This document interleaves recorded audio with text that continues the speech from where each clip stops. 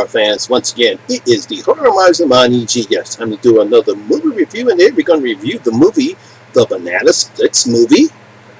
What? Are you kidding me? They actually made a horror movie about the Banana Splits? What is the world coming to? Oh, no. Now, yes, the Banana Splits horror movie is a 2019 horror comedy movie. It was directed by Daninsky Esterlazy. I think I pronounced that right. It was written by Jeff Islandoff and Scott Thomas. It stars Dana Kine, Faye Wojciak, his song, Romeo Carrier, and Eric Booza. Yeah, I think I pronounced all those names right. Yes, this is a horror movie based upon the 1960 Hanna-Barbera Saturday morning cartoon show that came out on the late 60s. Yeah, when I saw the trailer like that, I couldn't believe that they actually made a horror movie about the Banana Splits. Well, I watched it last night, and here's what I have to say about the Banana Splits movie. Now, going to a taping of his favorite show along with his family, Harley's trip to see the Banana Splits takes an unexpected turn that involves a rising body count when the Splits, who are actually robots, start taking lives of their own when they learn that their show has been canceled. Oh no, the Banana Splits are robots? Now, what is the world coming to? We have a horror movie that's based on the old Saturday morning cartoon show from the late 60s? What is Hollywood run out of ideas that are now turning old children's shows and make them into horror movies? I guess next we're going to be seeing a horror movie about Popeye the Sailor Man who needs to rescue olive oil from a nightmarish version of Pluto, and he can't get to his spinach. Well, anyway, how does this story measure up as a horror movie? Well, to be honest, I actually had a good time watching this one. Now, the movie doesn't do anything different story-wise. I mean, we have your cliche characters, and while the plot may be silly at times, it was quite enjoyable. This is mainly due to the filmmakers knowing what they had and not take the material seriously. Now, we have some nice acting from the main lead actress, Dana Kine, and Faye Wojciak, his song is great as Harley.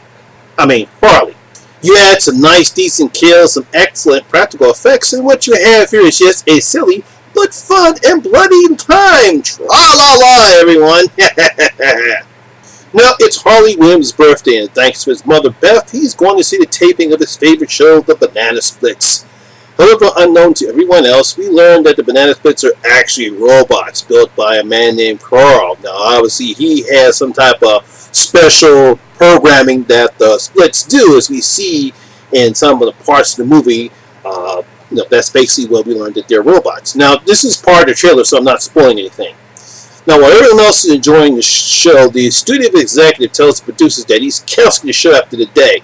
Now, one of the Banana Splits bingos overhears this, and along with Fiegel and Drooper, they go on a killing spree. Something happens with their programming, and next thing you know, they start killing people. Now, Harley and his family have to survive their worst nightmares as these once adorable characters now become bloody monsters. Oh, no. Now, as I stated earlier, the plot of the movie is earth-shattering, as we've seen this type of story before. There's nothing new here. The filmmakers didn't try to do anything different here. Just your standard, all of a sudden we got these robotic, animatronic caricatures of the Banana Splits, and then all of a sudden, once they hear out that their show has been canceled, they start killing people.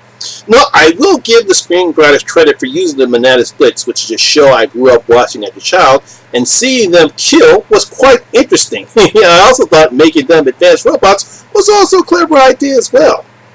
Now, we do get some cliche characters. We have Beth's husband, Mitch, and he's just a douchebag. Oh, man, he's terrible. But we do have some interesting characters here. We have Thad and Poppy, a fanboy couple who want to record everything for their Instagram followers. We have Parker and her overzealous father, Jonathan, who would like nothing better than to make her less than talented daughter a star. Well, none of these characters stand out. They do serve their purpose for this type of movie. I mean, they're there just to serve as fodder for the Banana Splits to kill them. But even though you might seem that type of a cliche, but it does work for this type of a film. Once again, you have to get credit for the direction of Esther Hazy and the writers Jed and Scott. They know what they have here, and they simply just go with it. They say, hey, look, go on ahead, do what you got to do, and it's fun. Now, what really makes this film work is child actor Finlay Wajak, his son. I hope I pronounced his name right, but that's a real mouth breather right there. Now, he's such a cute kid as Harley. He does a great job in showing Harley's joy regarding his love for the Splits. Even when the killing starts, Harley still believes that they're going to come around, especially with Snorky. He is very fantastic in his role, and he's not an annoying kid like we see in the other horror pictures. He's very well spoken, speaks his line very well, shows his emotion very well, and he basically what drives the film. Now, Dana Kine, she's okay as Beth Williams. At first, she seems to be the last to know mother cliche, as we know that her douchebag husband is up to no good. But when she does have a moment with her older son Austin, which I'll talk about him later, then all of a sudden she becomes badass mom. I'm gonna kick your ass. So I'm not buying that all of a sudden change of a character. Now keep in mind, I really didn't like Austin, Harley's other brother. He seems to be just there because some reason the writers felt they needed an older brother for this story. I found him a bit annoying than I did with the kids, especially when he tries to get with Paige the Page.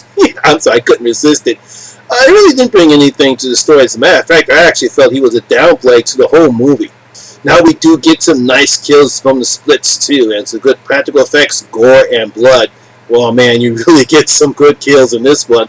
I was very impressed that the filmmakers did not hold back and let the violence take place, especially in the third act, which I won't spoil. But if you've seen the movie, you definitely know what I'm talking about. I was actually impressed with how the Splits moved well on the screen, too. Obviously, there was some type of robotic movement that I think is Eric Braza, because he's credited playing all, at least, Bango, Flingo, and Drooper.